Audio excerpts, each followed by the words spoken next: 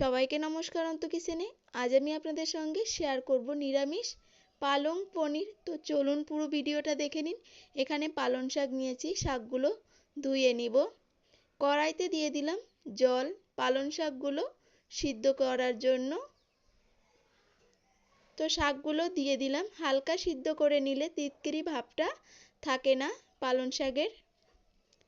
এবার একটা ঢাকনা দিয়ে ঢেকে রেখে দিব। এখানে আমি একটা মশলা তৈরি করে নিয়ে নিলাম টমেটো,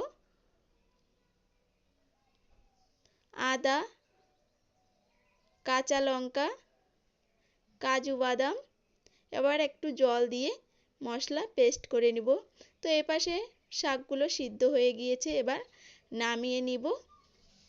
তো এক পাশে আমি উষ্ণ গরম জল রেখেছি শাকগুলো রাখার জন্য। এভাবে গরম জলে রেখে দিলে শাকের সবুজ কালারটাই কিন্তু থাকে।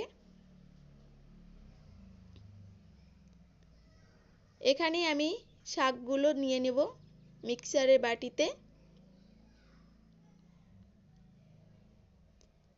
একটু জল দিয়ে পেস্ট করে নেব। এখানে নিয়েছি পনিরগুলো ভেজে নিব। কড়াইতে দিয়ে দিলাম সাদা তেল দিয়ে রান্নাটা করব। তেল গরম হয়ে গিয়েছে, পনিরগুলো দিয়ে দিলাম।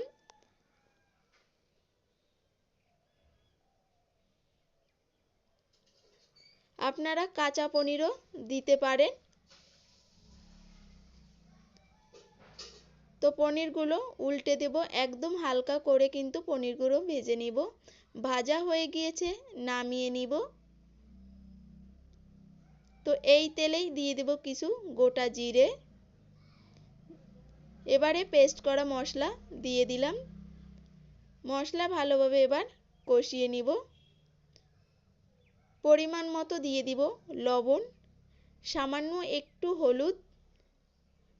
এবার ভালোভাবে মশলা কষাবো। দিয়ে দিলাম টক দই।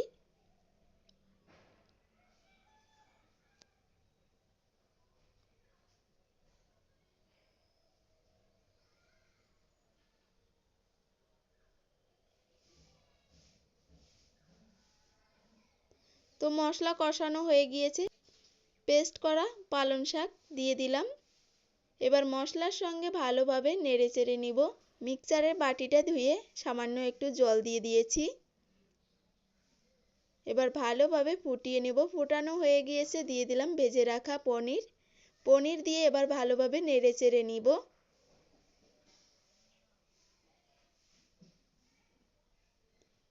এবারে দিয়ে দিব ধনিয়া পাতা কুচি। আরও কিছুক্ষণ ভালোভাবে নেড়েচেড়ে নিব। এবারে দিয়ে দিলাম গরম মশলা গুঁড়ো, ভাজা জিরে গুঁড়ো। তো রান্নাটা কিন্তু প্রায় হয়ে এসেছে। এভাবে পালং পনির রান্না করলে খেতে কিন্তু দারুণ লাগে। আপনারা অবশ্যই বাড়িতে একবার ট্রাই করবেন। তো রান্না হয়ে গিয়েছে, নামিয়ে নিব। রেসিপিটি ভালো লাগলে অবশ্যই লাইক কমেন্ট শেয়ার করে দেবেন। আবারও দেখা হবে নতুন কোনো রেসিপিতে।